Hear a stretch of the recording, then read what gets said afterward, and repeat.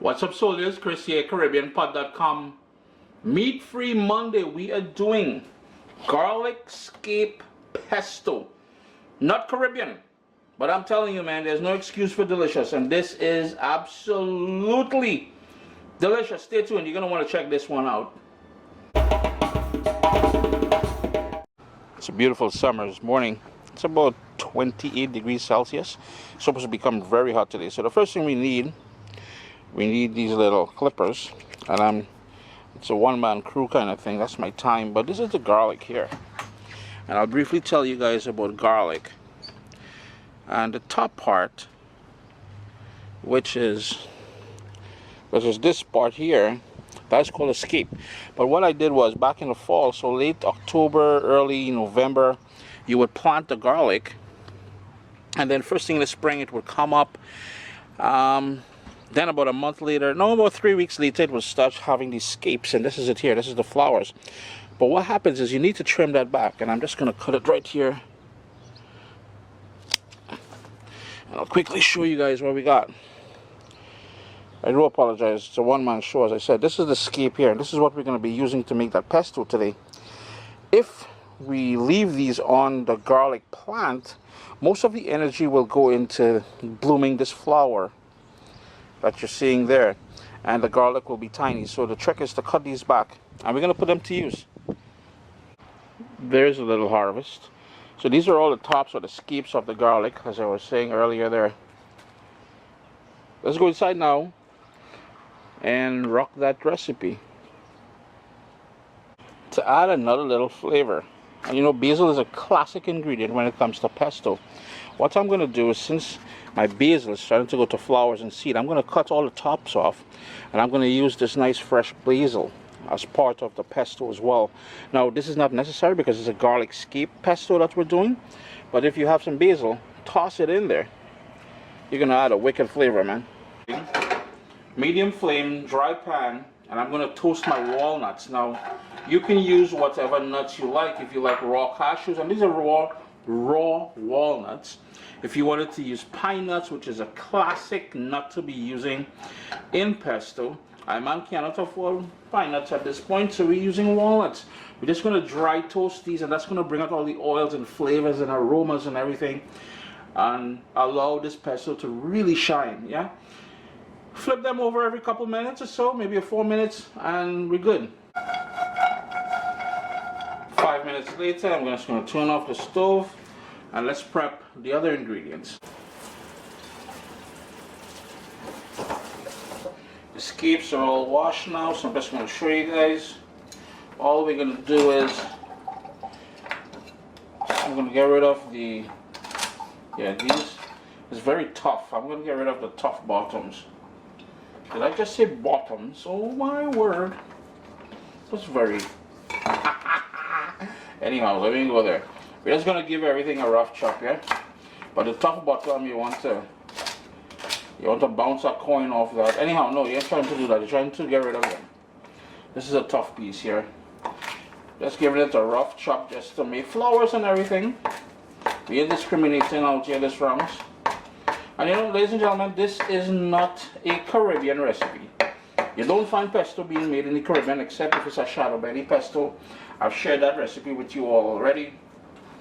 So this won't show up on CaribbeanPod.com. So don't stress if you don't see it on there. Again, you're going to need a food processor or a blender.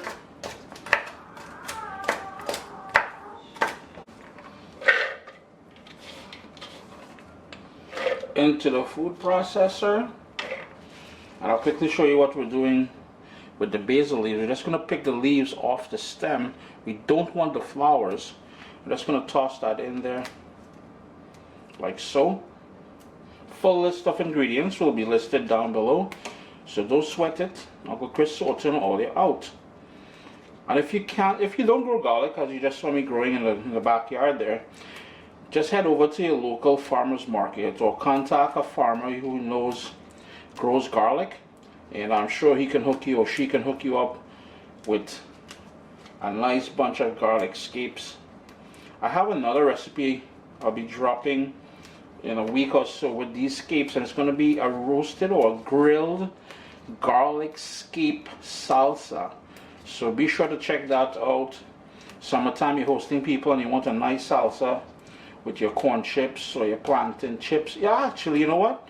I'm going to show you all how to do plantain chips. Why not? All I'm doing is grating some Parmesan now. And this big block of Parmesan, if you're ever looking for a good deal on Parmesan, head over to the Costco. Now, I'm not paid to say that. Costco ain't giving a man no money. All I'm saying, if you're looking for a deal on Parmesan, that's the spot to go.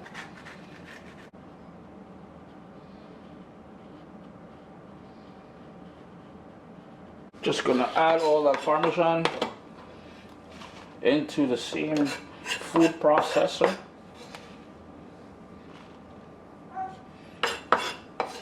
And that is where you're gonna get that creamy sort of texture from and taste in this pesto.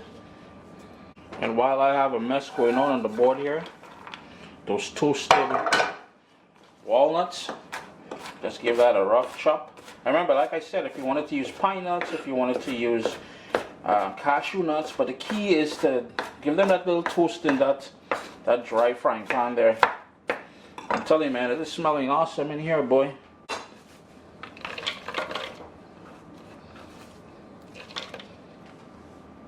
We'll need some fresh ground black pepper. Just to give it that little balance, that little kick. I like a lot of black pepper actually, so you can tailor it to how much you like. I'm going to go in with some sea salt.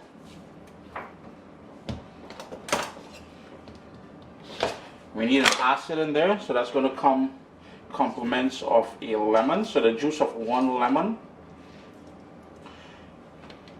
And to pull it all together, we've got olive oil. And all you would do now is put that on the food processor there and bring that into a paste.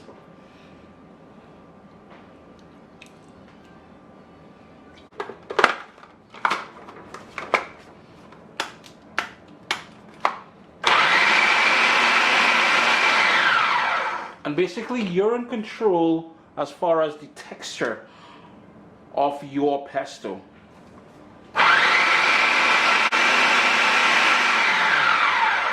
So here is where I'm going to tailor things. I'm going to add a bit more olive oil in there because I want it to become nice and creamy with a bit of texture as well too. You may need to open it up and scrape it all down from time to time.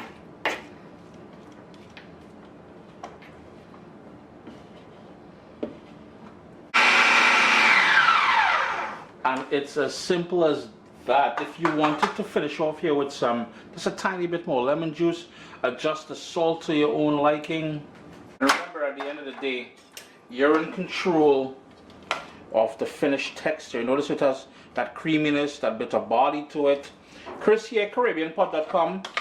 Meat-free Mondays, yeah. Why? You're wondering why, Chris? Why meat-free Monday? Why pesto? Why something non-Caribbean? Well, we explained the non-Caribbean thing. It's been growing in my garden. I got to put it to use. Meat-free Monday. You boil some pasta, your favorite pasta.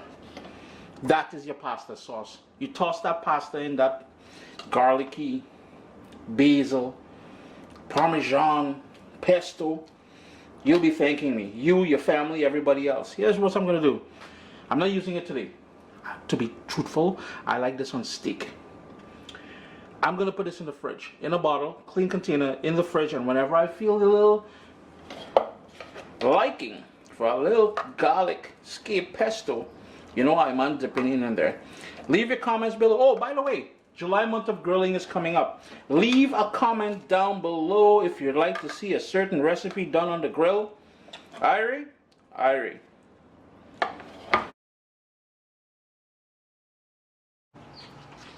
It's a beautiful summer morning, and to make that garlic pesto, well, first of all, we need some snippers, and this is the garlic here. And I'll briefly tell you guys, this is the scape here. This. Good morning, Gran. Good morning. How are you doing?